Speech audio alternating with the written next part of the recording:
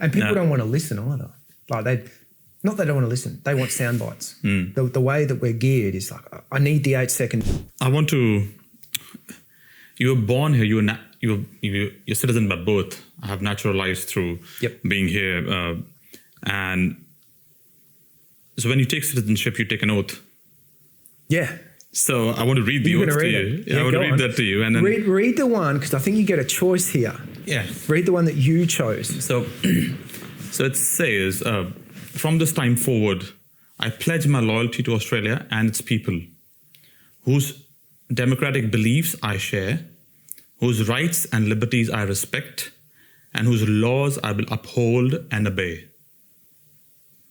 Yes. So that's part of the pledge you take or oath you take. Yeah. During your citizenship ceremony, or that's the whole process. And I think, as you clearly talked about, that division versus coming together is more important rather than, yes, people can have a different ethnic background, their own cultures, but as you commit, the difference between probably somebody who's ethnically Indian and versus somebody who's from Europe is you are allowed to have dual citizenship. Yeah. But if you're ethnic Indian, you're not allowed. So I'm only Australian. I'm not Australian and Indian.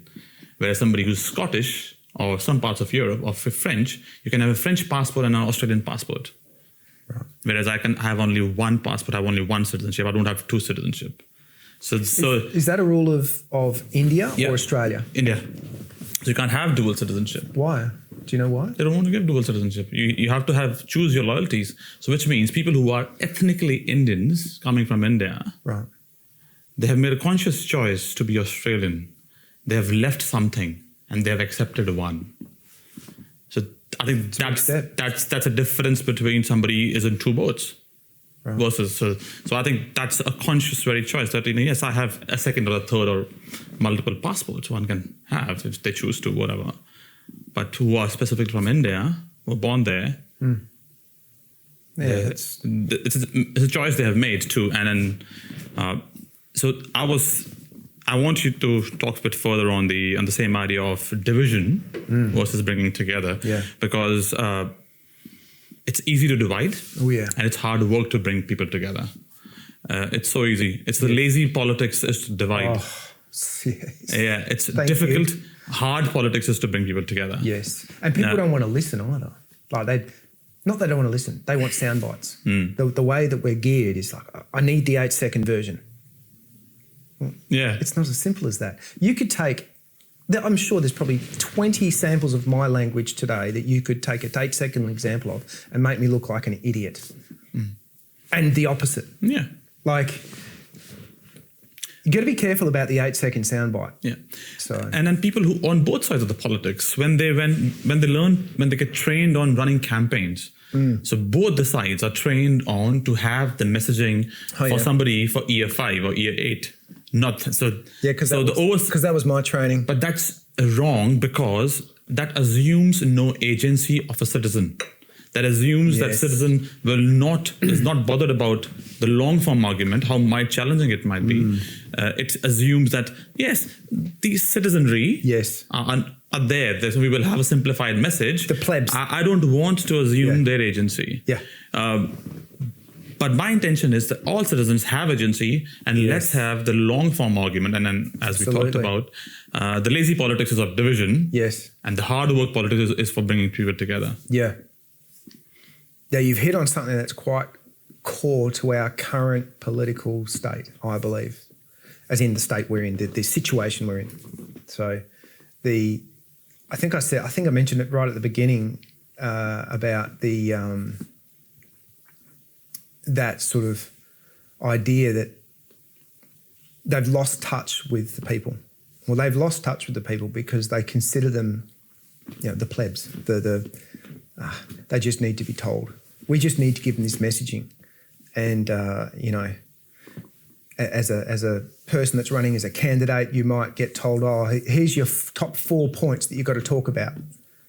Here they are, ... like, cost of living, cost of housing, whatever else it is. Everyone's talking about it. What does that mean? Well, what do you mean? Yeah, okay, there's a housing crisis or there's a cost of living crisis. Yeah, and I think this is where my kids pick up on it because they're not seeing a genuine conversation. Mm-hmm. And so they're going, well, I don't need to listen to you. I don't want to listen to you. My eldest, I pressed on her. Her first vote was when I ran as a candidate. And after she voted, I took her to politics. Don't share who she voted, but yes. No, I won't. Yeah. I won't. But we spoke about it afterwards, and I pressed on. I said, I do not want you to vote for me because I'm your dad.